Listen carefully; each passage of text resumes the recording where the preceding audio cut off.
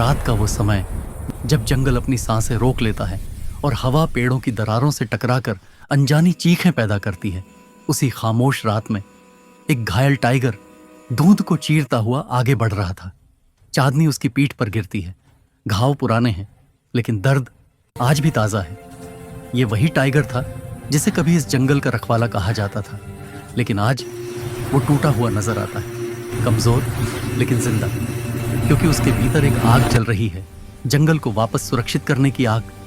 धीरे धीरे सुबह की पहली किरणें पेड़ों पर उतरती हैं। टाइगर नदी की ओर बढ़ता है।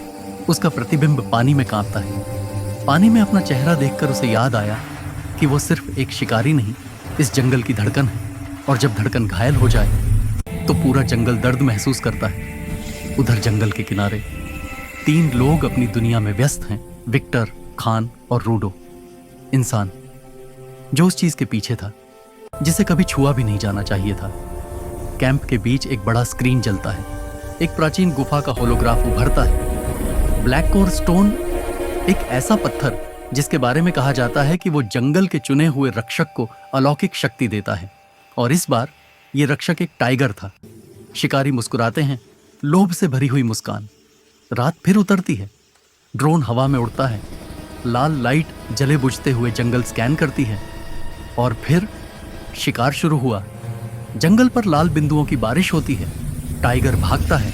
पेड़ पौधे उसके साथ भागते हुए लगते हैं। गोलियों की आवाज से हवा कांपती है।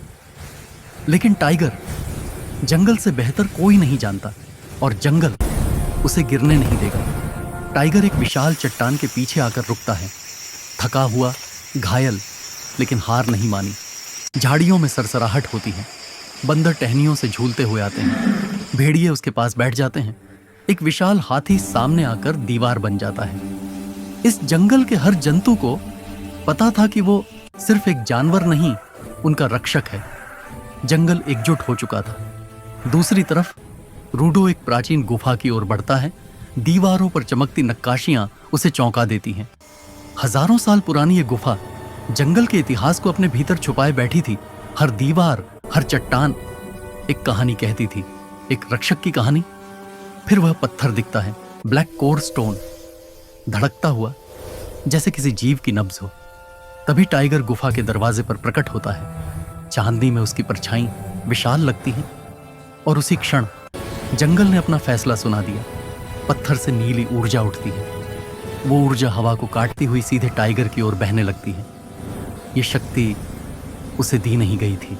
ये शक्ति उसका अधिकार थी। सदियों से जंगल जिस रक्षक का इंतजार कर रहा था, वो सामने खड़ा था। टाइगर की आंखें नीली आग की तरह जल उठती हैं। हवा तेज हो जाती है।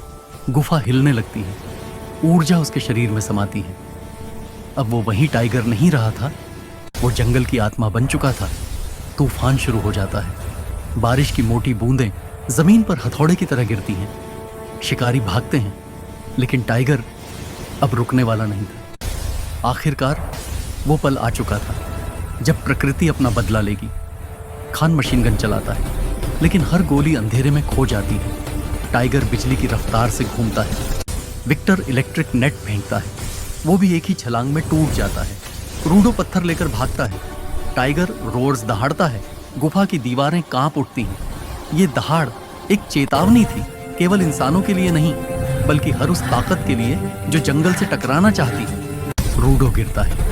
पत्थर उसके हाथ से छूट जाता है। टाइगर उसे उठाकर वापस वेदी पर रख देता है। बारिश धीरे धीरे रुकती है। सूरज बादलों को चीरकर बाहर आता है।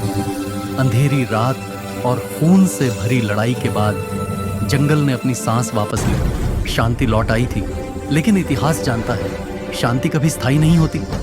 जानवर टाइगर के आसपास जमा होते हैं, मानो वो अपने राजा को प्रणाम कर रहे हों। इस जंगल का रक्षक अब पहले से कहीं अधिक शक्तिशाली था, और उसके साथ पूरा जंगल खड़ा था। रात फिर आती।